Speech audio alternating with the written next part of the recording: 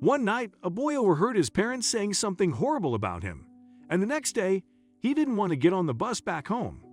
His teacher drove him and uncovered the astonishing truth about what happened earlier. "Matt, why are you still here? Wasn't that the last school bus?" Jillian asked her student Matt after she exited the school and saw him standing on the sidewalk, shuffling his feet and looking lost. "I don't know, Ms. Gillies. I just skipped it," the boy responded, shrugging his shoulders and looking down. But Jillian knew something was wrong. Matt was a good kid, although science was not his best subject. "Is this about yesterday's quiz? Were your parents angry? It's ok. I can give you extra credit to make up for it," she offered, knowing that some parents were too strict about their kids' education. Matt had gotten a C, and probably got scolded at home. "I'm sorry. Who was Bobby?" Jillian asked, confused. "Yes, my parents were mad. I didn't get dessert after dinner as punishment.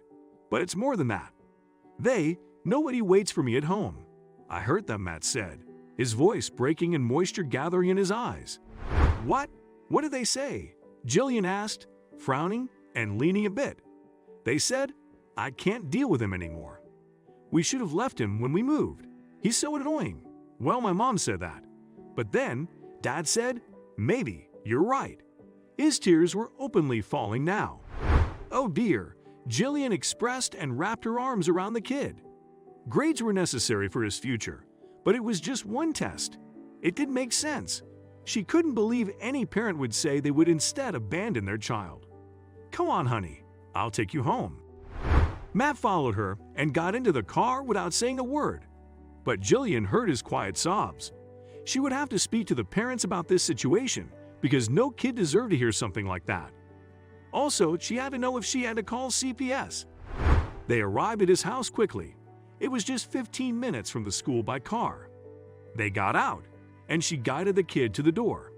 "Mrs. Gillies, what a nice surprise," Matt's mom, Darlene, chirped. Come in, come in."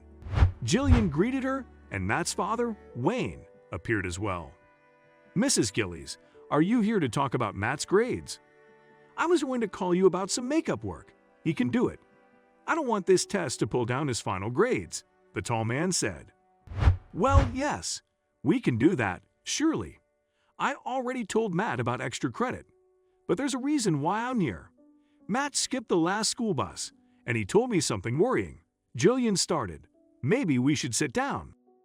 Matt's parents showed worried expressions, but they agreed and sat to listen to Jillian. Matt stood by the side to listen. When Jillian finished telling his parents everything, he cried once again. "Dear God, Matt," Darlene said, standing up and reaching for her son. Her hands went to his shoulders. "We would never say that about you. We were talking about Bobby."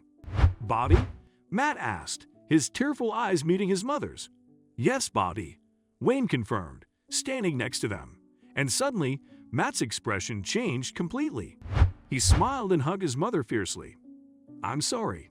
Who is Bobby?" Jillian asked, confused. Did Matt have a brother? If so, it didn't make this situation better. "I'll show you," Wayne said, and went to his bedroom. A few seconds later, he returned holding a cactus in his hands. Matt named his cactus Bobby and gave it to his mother for Mother's Day a year ago. It was all about a cactus. Jillian stood up and laughed. "Yes, we were talking about him last night. We got into the habit of using male pronouns for the cactus because Matt liked to do it," Darlene explained, still holding her child around her waist. "I want to get rid of it because I have to keep trimming it to keep it on that tiny pot. It's annoying, and I get pricked too much." Jillian laughed even louder, and they all joined her. They invited her for dinner, and the rest of the evening was lovely. Just as she was about to leave, Jillian made a suggestion, and she walked out of Matt's house with a tiny cactus in her hands.